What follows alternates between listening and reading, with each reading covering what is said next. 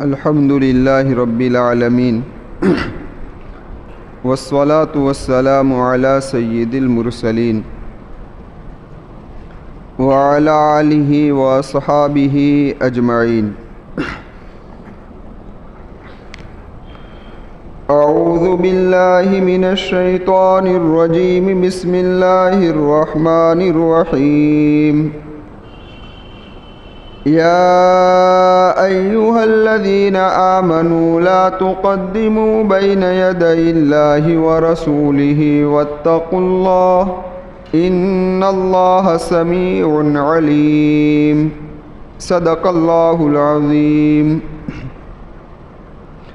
معزز سامعین کرام اور پردہ نشین خواتین، گزشتہ مجلس کے اندر ہماری بات یہاں تک پہنچی تھی کہ اس صورت کے اندر معاشرتی زندگی کے 12 بڑے بڑے اصول بیان کیے گئے ہیں، اور ضمناً 3 اصولوں کو شمار کر لیا جائے تو کل مل کر یہ 15 اصول ہے۔ جو قوم اور جو ملک ان 15 اصولوں پر عمل کرنے والا بن جائے تو سمجھ لو کہ ملک سے بھی اور قوم میں سے فتنہ فساد اور لڑائی اور جھگڑا ختم ہو جائے۔ اور جو قوم اور جو ملک ان 15 اصولوں کو چھوڑ دے تو اس قوم کے اندر اور اس ملک کے اندر بگاڑ پیدا ہو جاتا ہے۔ تو کہنے کا مقصد یہ ہے کہ بڑے قیمتی اصول اس صورت کے اندر بیان کیے گئے ہیں معاشرتی زندگی کے۔ اب آپ کے سامنے یہ معاشرت کا لفظ بار بار آتا ہے، تو معاشرت کہتے ہیں کسے؟ دین کے 5 شعبے ہیں، ان میں سے ایک شعبہ کیا ہے بھائی؟ معاشرت کا۔ اللہ تبارک و تعالیٰ نے انسان کو پیدا فرمایا اور اس کو زندگی عطا فرمائی۔ اب یہ زندگی اپنے اعزاء کے ساتھ گزار رہا ہے، یعنی اپنے ماں باپ کے ساتھ، اپنے بھائی بہنوں کے ساتھ، دادا دادی، نانا نانی، الغرض اپنے رشتہ داروں کے ساتھ گھر کے اندر بھی گزار رہا ہے۔ وہ گھر سے باہر نکل رہا ہے تو پڑوسیوں سے واسطہ پڑتا ہے، اور کچھ آگے جاتا ہے، دکان پر جاتا ہے تو گاہکوں سے واسطہ پڑتا ہے، اور سفر کرتا ہے تو سفر میں جو اس کے ساتھی ہوتے ہیں، مسافر ہوتے ہیں، ان سے واسطہ پڑتا ہے۔ تو شریعت نے ایک تعلیم دی ہے۔ کیا تعلیم دی ہے؟ کہ تمہیں ان لوگوں کے ساتھ کیسا معاملہ کرنا چاہیے۔ ایک اولاد ماں باپ کے ساتھ، ماں باپ اپنی اولاد کے ساتھ، بھائی اپنی بہن کے ساتھ، پڑوس اپنے پڑوس کے ساتھ، مسافر مسافر کے ساتھ، اور ویپاری گاہک کے ساتھ، گاہک ویپاری کے ساتھ کس طریقے سے معاملہ کرے، اس کو کہتے ہیں معاشرت۔ کیا کہتے ہیں بھائی؟ معاشرت۔ یہ اتنا اہم شعبہ ہے کہ قرآن کریم نے عبادت کا جو شعبہ ہے اس کو اتنی تفصیل سے بیان نہیں فرمایا۔ نماز کے بارے میں 70 سے زیادہ مقامات پر یہ کہا کہ نماز پڑھو، لیکن نماز کس طریقے سے پڑھے یہ قرآن نے نہیں بیان کیا۔ میرے آقا نے یہ فرما دیا صلو کما رأیتمونی اصلی، کہ تم اس طریقے سے نماز پڑھو جیسا کہ مجھے نماز پڑھتے تم دیکھ رہے ہو۔ لیکن جہاں معاشرت کی بات آئی تو معاشرت کے بعض مسائل کو قرآن کریم نے اتنے تفصیل سے بیان کیے ہیں کہ آپ دیکھیں صورتوں کے اندر قرآن میں مطالعہ کرے تو پتہ چلے گا کہ کس طریقے سے اللہ تبارک و تعالیٰ نے معاشرتی مسائل کو تفصیل سے بیان فرمایا۔ پتہ چلا کہ معاشرت کا جو شعبہ ہے وہ بڑا اہم شعبہ ہے۔ اب دیکھیے، میں نے ابھی ایک کلمہ کہا کہ بھئی انسان جب اپنے گھر سے باہر نکلتا ہے تو اسے لوگوں سے واسطہ پڑتا ہے۔ اس لیے میرے آقا و مولا محمد رسول اللہ صلی اللہ علیہ وسلم کی جو دعائیں ہیں، ان دعاؤں کا ہمیں اہتمام کرنا چاہیے۔ اس سے پہلے بھی میں نے کہا تھا آپ سے کہ ہم ان دعاؤں کا اہتمام کریں، یہ بڑی قیمتی دعائیں ہیں۔ دیکھیے، نبی کریم صلی اللہ علیہ وسلم سے ایک دعا گھر سے نکلتے وقت یہ ثابت ہے۔ کیا ہے؟ بسم اللہ توکلت علی اللہ، بسم اللہ توکلت علی اللہ۔ کتنی آسان دعا ہے، کوئی مشکل دعا ہے بھائی؟ ایک جب بندہ اس دعا کو پڑھ کر اپنے گھر سے نکلتا ہے تو ایک شیطان اپنے بھائی دوسرے شیطان سے کہتا ہے کہ اللہ کی حفاظت کے اندر آ گیا، اس پر ہمارا کوئی جوڑ بور چلے گا نہیں۔ دوسری دعا جو نبی کریم صلی اللہ علیہ وسلم نے تعلیم فرمائی وہ کیا ہے؟ اللہم انی اعوذ بک ان اذل او اذل او اذل او اذل او اظلم او اظلم او اجہل او یجہل علی۔ سمجھ میں آئی بات؟ یعنی کتنی آسان دعا ہے۔ اب دیکھیں پہلے جملے میں ضاد ہے، اذل اذل، دوسرے جملے میں زا ہے، تیسرے جملے میں کیا کہتے ہیں ضا ہے، اور چوتھے جملے میں جیم ہے۔ 4 جملے ہیں۔ اذل اذل کیا مطلب؟ اے اللہ نہ میں کسی کو گمراہ کروں نہ میں خود گمراہ ہوں۔ سمجھ میں آئی بات؟ کتنی بہترین۔ پھر فرمایا نہ مجھے لغزش ہو اور نہ میں کسی کو لغزش میں مبتلا کروں، اور تیسرا نہ میں کسی پر ظلم کروں نہ کوئی مجھ پر ظلم کرے، اور فرمایا او اجہل، نہ میں خود جاہل بنوں یا میرے ساتھ جہالت والا معاملہ کیا جائے۔ سمجھ میں آئی بات؟ کتنی قیمتی دعا ہے کہ اس دعا کو اگر انسان یاد کر لے تو بہت معاملہ آسان۔ اور حضرت عبداللہ بن عمر الغرض ایک روایت اور ہے حضرت ابو ہریرہ رضی اللہ تعالیٰ عنہ سے کہ نبی کریم صلی اللہ علیہ وسلم جب اپنے گھر سے باہر نکلتے تھے تو اللہ کے محبوب یہ دعا بھی پڑھتے تھے، بسم اللہ التقلان علی اللہ لا حول ولا قوت الا باللہ۔ اللہ کے نام سے میں نے اسی پر بھروسہ کیا، اور عبادت کی کیا کہتے ہیں، عبادت کرنے کی توفیق اور گناہوں سے بچنے کی طاقت اللہ ہی کی مدد سے ہو سکتی ہے، ورنہ اور کسی کی مدد سے نہیں ہو سکتی۔ اور حضرت عبداللہ بن عمر رضی اللہ تعالیٰ عنہما جب اپنے گھر سے باہر نکلتے تھے تو یہ دعا پڑھتے تھے، اللہم سلمنی، اے اللہ لوگوں کے شر سے میری حفاظت فرما، وسلم منی، اور میرے شر سے لوگوں کی حفاظت فرما۔ سمجھ میں آئی بات؟ کتنی قیمتی دعا ہے۔ اب دیکھیے کہ ان 4 دعاؤں کو اگر ہم پڑھیں تو آپ دیکھیں کتنا وقت خرچ ہوتا ہے، غالباً 1 منٹ ہوگا۔ کتنا؟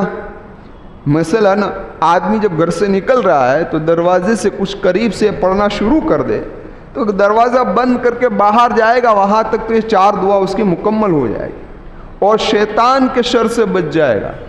اور اس پرفتن ماحول میں کہ جہاں نہ جان سلامت ہے نہ مال سلامت ہے، انسان مظلوم بننے سے بھی بچ جائے گا اور ظالم بننے سے بھی بچ جائے گا، ہے نا بھائی؟ تو اہتمام کریں گے انشاءاللہ۔ اللہ تبارک و تعالی مجھے بھی توفیق عطا فرمائے، ہم تمام کو توفیق عطا فرمائے۔ خیر، تو میں یہ کہہ رہا تھا کہ معاشرتی زندگی کا جو باب ہے وہ بڑا اہم ہے۔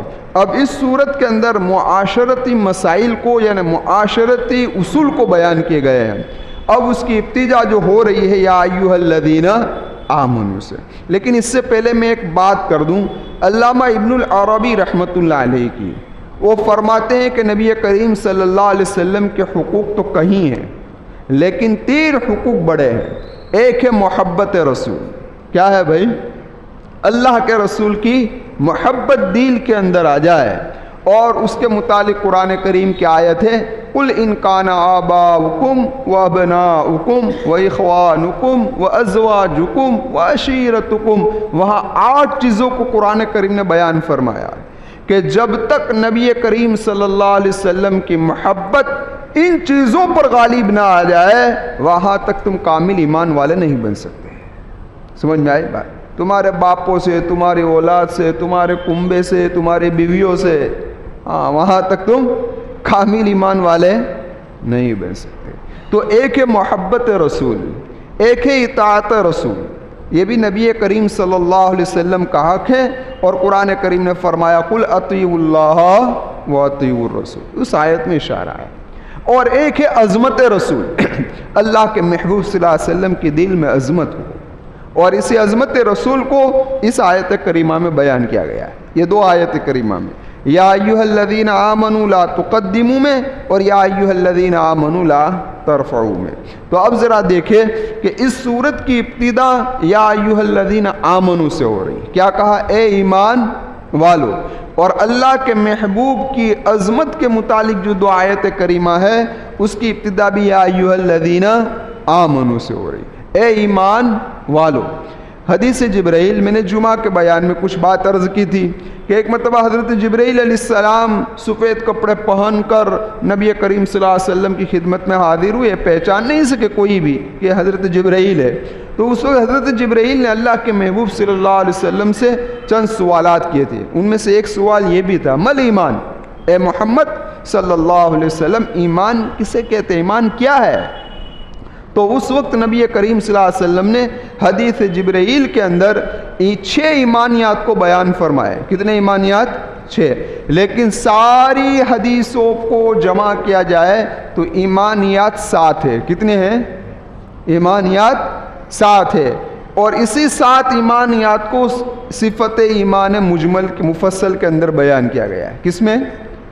آمنت باللہ، ایک اللہ پر ایمان لانا، وملائکتہ 2، وکتبہ 3، ورسلہ 4، والیوم الآخر 5، والقدر خیرہ وشرہ من اللہ تعالی 6، والبعث بعد الموت 7 چیزوں پر ایمان لانا۔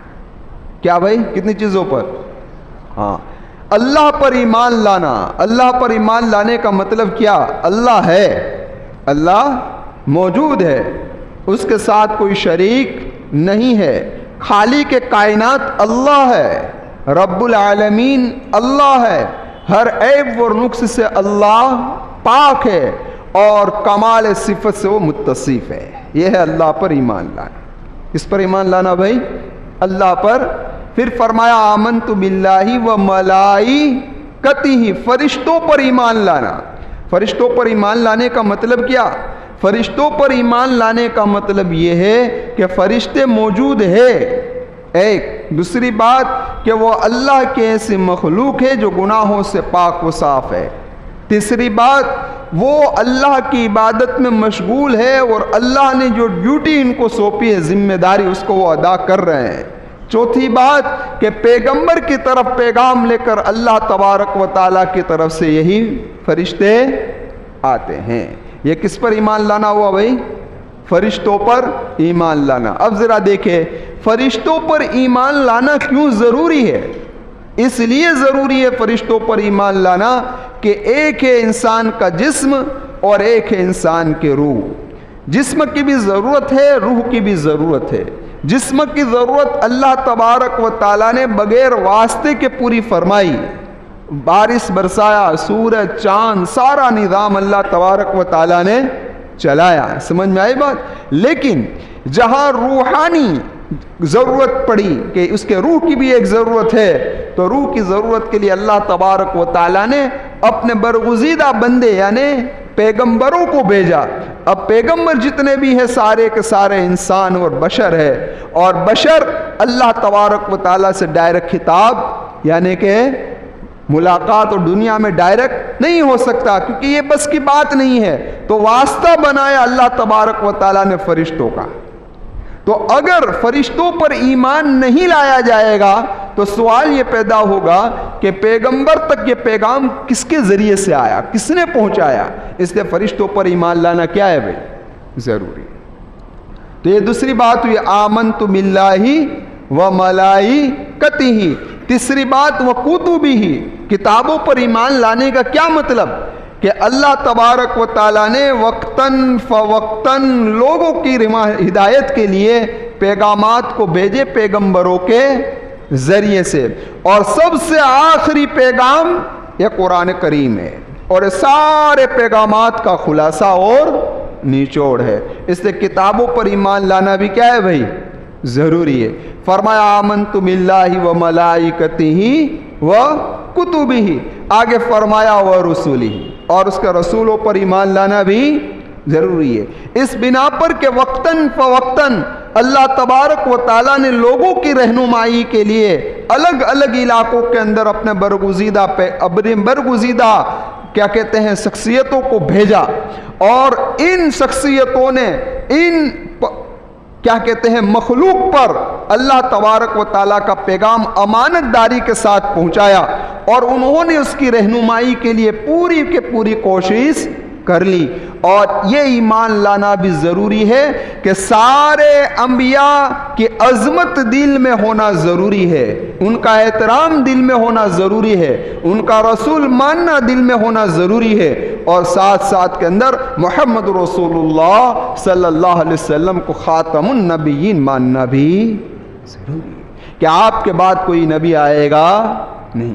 تو یہ ہے وہ رسول نہیں۔ اور آگے پانچواں ایمانیات میں سے پانچویں چیز تو والیوم الآخر، ہاں یہ سب سے بنیادی عقیدہ ہے۔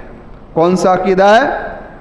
یہ سب سے بنیادی عقیدہ ہے، اس بنا پر کہ انسان آخرت کے دین پر ایمان لانے کا مطلب یہ ہے کہ یہ دنیا ایک نہ ایک دن فنا ہو جائے گی، اور اللہ تبارک و تعالی انسان کو دوبارہ زندہ کرے گا، اور اس کو آخرت والے دین کے اندر اس کو اپنی زندگی کا حساب و کتاب دینا ہے، اس کے اعمال کی جزا و سزا اس کو ملنی ہے، اور جنت و جہنم کا فیصلہ ہونا ہے۔ یہ ہے آخرت کا ایمان لانے کا مطلب۔ اب ذرا آپ دیکھیں کہ یہ عقیدہ اتنا بنیادی ہے کہ اگر اس عقیدے کو نہ مانا جائے، اگر اس عقیدے کو نعوذ باللہ نہ مانا جائے، تو پھر کسی مذہب، کسی دین اور کسی مذہب اور دین کی تعلیمات پر عمل کرنا ہی بیکار ہے نا بھائی۔ اسی لیے علماء نے لکھا ہے کہ عقیدہ آخرت انسانی زندگی کا بریک کے مانند ہے۔ کس کے مانند ہے؟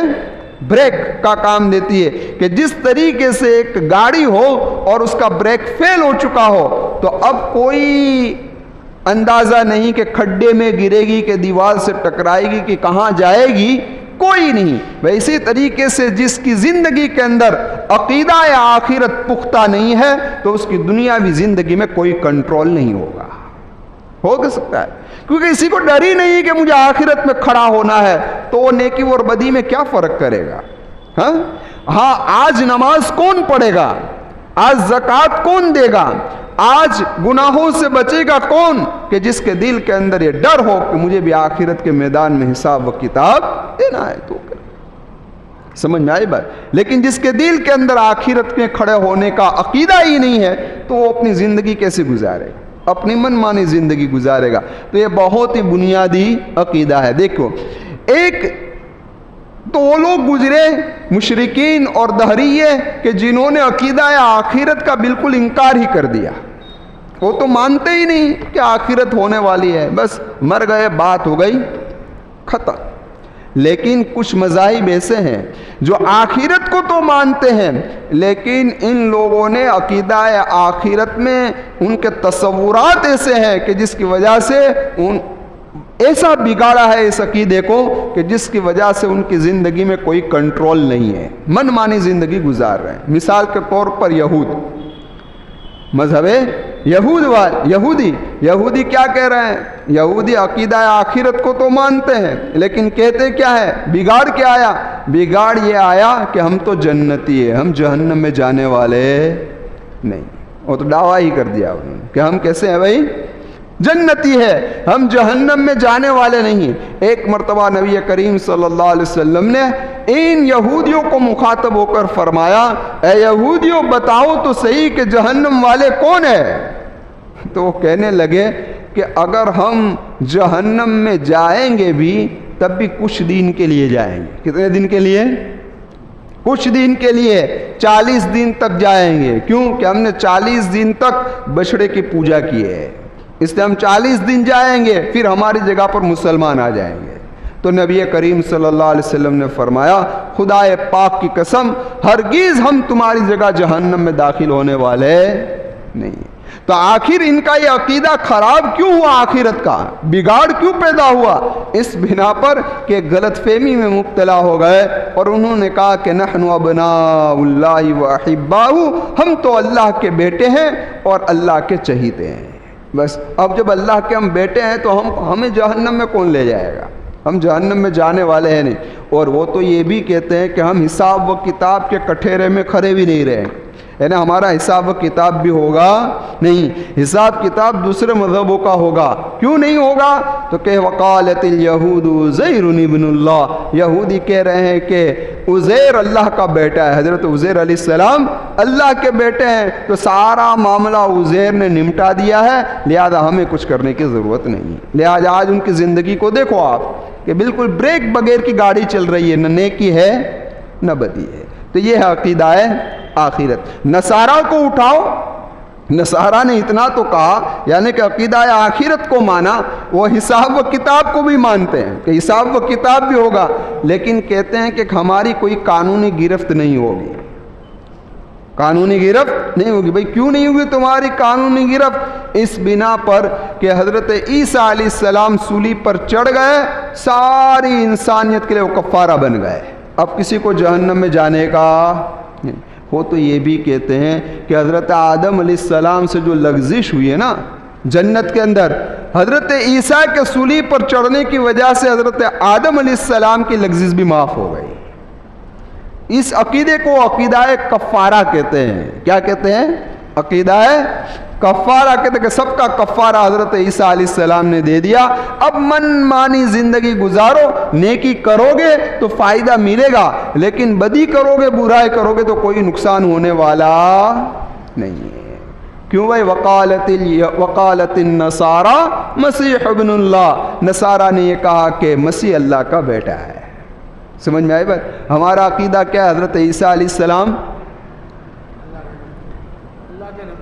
اللہ کے نبی ہے، لیکن ہمارا عقیدہ یہ بھی ہمارے بچوں کو بٹھانا ضروری ہے کہ عیسیٰ علیہ السلام کو سولی دی نہیں گئی، حضرت عیسیٰ علیہ السلام کو زندہ اللہ تبارک و تعالیٰ نے آسمان پر اٹھا لیا ہے اور قرب قیامت واپس زمین پر تشریف لائے گے۔ خاص طور پر ہمارے ان معصوم بچوں کو جو یہ عیسائیوں کے اسکول میں جاتے ہیں، کیونکہ وہاں وہی تعلیم دی جا رہی عیسیٰ علیہ السلام کے بارے میں کہ ان کو سولی دی گئی، ان کو سولی دی گئی، تو ہمارا بچہ بھی آ کر کہتا ہے کہ حضرت عیسیٰ علیہ السلام کو سولی دی گئی۔ سمجھ میں آئی بات؟ تو ان بچوں کے ذہنوں میں اور ان کے دلوں کے اندر یہ عقیدہ جمانے کی ضرورت ہے کہ حضرت عیسیٰ علیہ السلام کو اللہ تبارک و تعالیٰ نے آسمان کو زندہ اٹھا لیا۔ اس لیے ابھی آپ نے سوشل میڈیا میں ایک کلپ سنی ہوگی، برابر ایک اللہ والے کہتے ہیں کہ مکتب میں 3 لائن کی محنتیں ہونی چاہیے، لیکن اب جو حالات ہے، ابھی جو موجودہ حالات ہے، اس اعتبار سے تو ہمارا ہر گھر مکتب بننا چاہیے۔ کیا بھائی؟ ہاں، ہمارے بچوں کے سامنے ان کے عقیدوں کو مضبوط کیا جائے، اور کیا کہا؟ 3 عقیدوں پر محنت کرو۔ ایک توحید باری تعالیٰ، اللہ کی وحدانیت بچوں کے دلوں میں جماؤ۔ ایک دوسرا کیا ہے؟ تو کہ رسالت محمد صلی اللہ علیہ وسلم، کہ محمد رسول اللہ آخری نبی ہے۔ جس طرح قیامت قریب آتی جائے گی، جھوٹے نبیوں کے دعوے بڑھتے جائیں گے۔ سمجھ میں آئی بات؟ فرماؤ کہ دلوں میں، ان بچوں کے دلوں میں بٹھاؤ کہ محمد رسول اللہ صلی اللہ علیہ وسلم آخری نبی ہے، آپ کے بعد کوئی نبی آنے والا نہیں ہے، اور عقیدہ آخرت کو بٹھاؤ۔ یہ 3 عقیدوں پر محنت کرو، اور 3 صفات ان کے اندر ڈالو۔ ایک تو اللہ کی معرفت، اللہ کی پہچان، دوسری محمد رسول اللہ کی محبت، اور تیسری عظمت قرآن کریم۔ سمجھ میں آئی بات؟ ایک وقت تھا کہ گھروں میں تعلیم کے حلقے لگتے تھے، اب تو یہ سلسلہ بھی کیا ہو گیا بھائی؟ ختم ہو گیا۔ ہماری یہ ذمہ داری ہے کہ ہمارے ان بچوں کو لے کر بیٹھیں اور کچھ عقیدوں کی بات کریں، صحابہ کے حالات سنائے، انبیاء کے حالات سنائے، تاکہ ان کے ایمان کیا ہو گئی؟ پختہ ہو۔ تو میں عرض یہ کر رہا تھا آپ سے کہ عیسائی اس طریقے سے کیا ہو گئے بھائی؟ گمراہ ہو گئے۔ اب اس کی دیکھا دیکھی نامی مسلمان بھی گمراہ ہو گیا، جو مردم شماری کے اندر اپنے آپ کو مسلمان کہتا ہے، ان میں سے آپ شیعہ کو اٹھاؤ۔ شیعہ نے اس عقیدے کو اس قدر خراب کیا، عقیدہ آخرت کو، کہ انہوں نے کہہ دیا کہ ہم نے سارا معاملہ پنجتن کو سونپ دیا ہے۔ کس کو سونپ دیا بھائی؟ پنجتن، 5 بزرگ شخصیت ہے، ہم نے اپنا معاملہ ان کے حوالے کر دیا ہے، قیامت کے میدان میں یہ 5 ہمارا کام کر دیں گے، ہمیں نہ نیکی کرنے کی ضرورت ہے نہ کوئی چیز کرنے کی ضرورت ہے۔ اس لیے شیعہ کو دیکھیں آپ، اعمال کے اندر صفر ہے، اعمال میں بالکل صفر، بالکل آزادانہ زندگی گزار رہے ہیں۔ کہہ رہے ہیں لِخَمْسَةٌ اطفی بہا حر الوباء الحاطمہ، المصطفیٰ والمرتضیٰ وابناہما والفاطمہ. کہتے ہیں کہ جہنم کے آگ کو بجھانے کے لیے بس یہ صرف 5 کافی ہے. مصطفیٰ محمد صلی اللہ علیہ وسلم، مرتضیٰ حضرت علی، وابناہما حضرت حسن اور حضرت حسین، والفاطمہ اور حضرت فاطمہ. سمجھ میں آئی بات؟ ان 5 برگزیدہ شخصیت پر انہوں نے اپنے اپنے معاملے کو ڈھال دیا اور کہا کہ یہی ہماری نجات کے لیے کافی ہے. سمجھ میں آئی بات؟ تو آخرت کے عقیدے کو ان لوگوں نے خراب کیا. اس لیے آپ شیعہ کی زندگی بھی اٹھا کر دیکھو، اس کی زندگی بھی کنٹرول بغیر کی ملے گی آپ. کس کی بغیر؟ کیونکہ بریک ہی نہیں ہے، بریک ہی ختم ہو گیا ہے.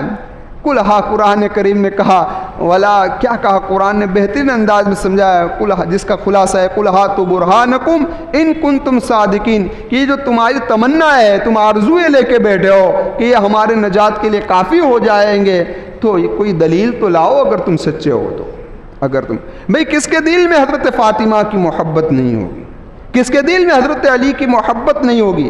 ہمیں اپنی بیٹیوں سے زیادہ محبت نبی کریم صلی اللہ علیہ وسلم کی بیٹیوں سے ہے نا بھائی.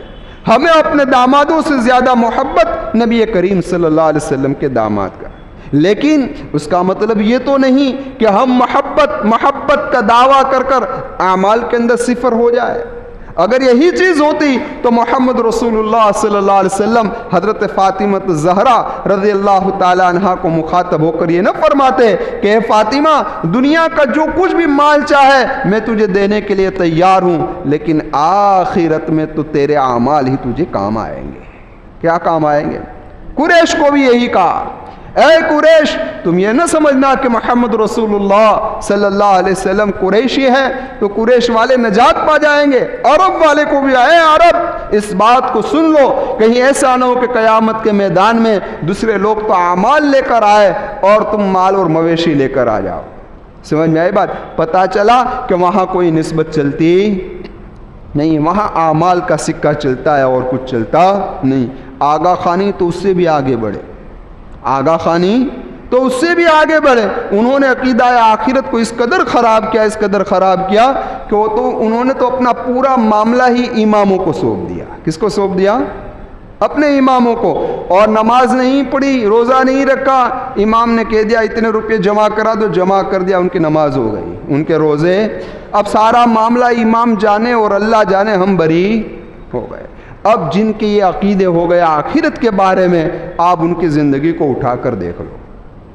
دیکھو آپ نافرمانیوں میں، گناہوں میں، عیاشیوں میں گزر رہی ہے، لیکن جس کے دل کے اندر آخرت کا فکر ہوگی وہ آدمی ہر قدم کو سوچ سوچ کر اٹھائے گا. ہے نا بھائی؟ شراب پیے گا تو سوچے گا، کیا سوچے گا؟ کہ مجھے قیامت کے میدان کے اندر جواب دینا ہے. اپنی بہن کے حق کو مارے گا تو سوچے گا کہ میں اس حق کو تو مار لوں گا ابھی دنیا کے اندر، لیکن آخرت میں میرا معاملہ بگڑ جائے گا.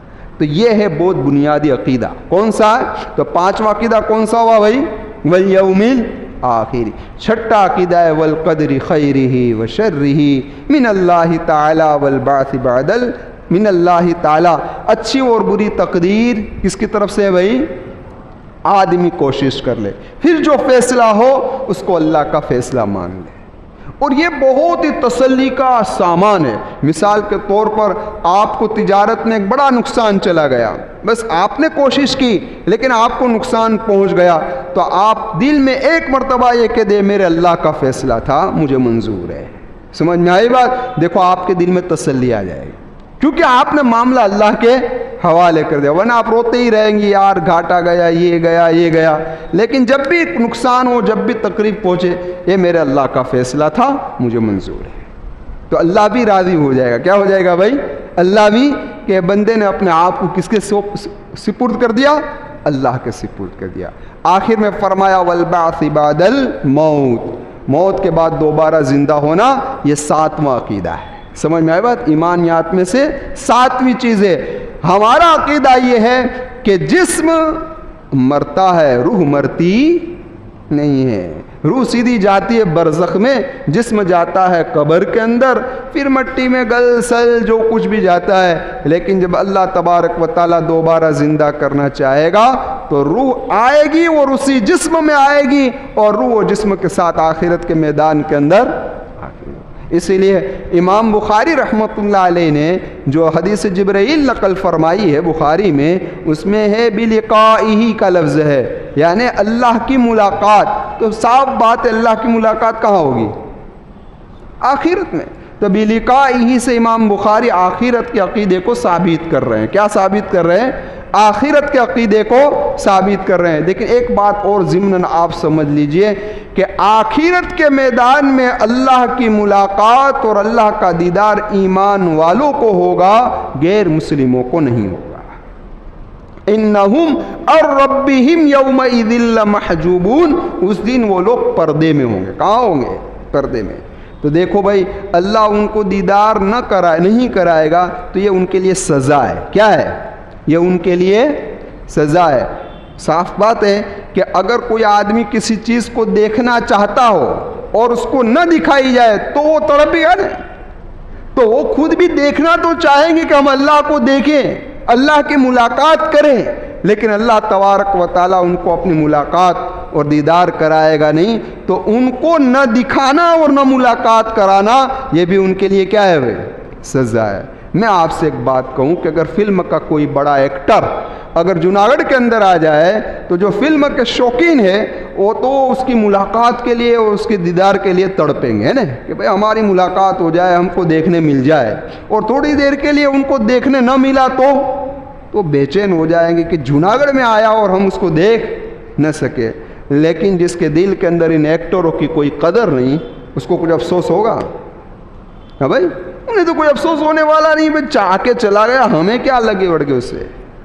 ہاں، وہ تو اس وقت تڑپے کہ جب کوئی اللہ والا جوناگڑھ میں آ کر چلا جائے اور ان سے ملاقات نہ ہو، ہے نا۔ تو جس سے لگاؤ، تو قیامت کے میدان میں ایمان والے کو تو تڑپیں گے اللہ کی ملاقات کے لیے، اللہ ان کو اپنی ملاقات کرائے گا، لیکن غیر مسلم بھی تڑپے گا اللہ کی ملاقات اور اللہ کے دیدار کے لیے، لیکن ان کو ملاقات اور دیدار ہوگا نہیں، یہ ان کے لیے کیا ہوگا؟ عذاب۔ تو حلقت کہنے کا مقصد و خلاصہ یہ ہے کہ یہ 7 ایمانیات ہے، اس کو پختہ کیا جائے۔ تو اب قرآن کریم کی سورت کے اندر شروع ہو رہا ہے یا ایھا الذین آمنو، اے ایمان والو، اب اصولوں کو بیان ہو رہے، لا تقدموا بین یدی اللہ ورسولہ واتقوا اللہ ان اللہ سمیع علیم۔ انشاءاللہ آئندہ مجلس میں اس کی تشریح پیش کروں گا۔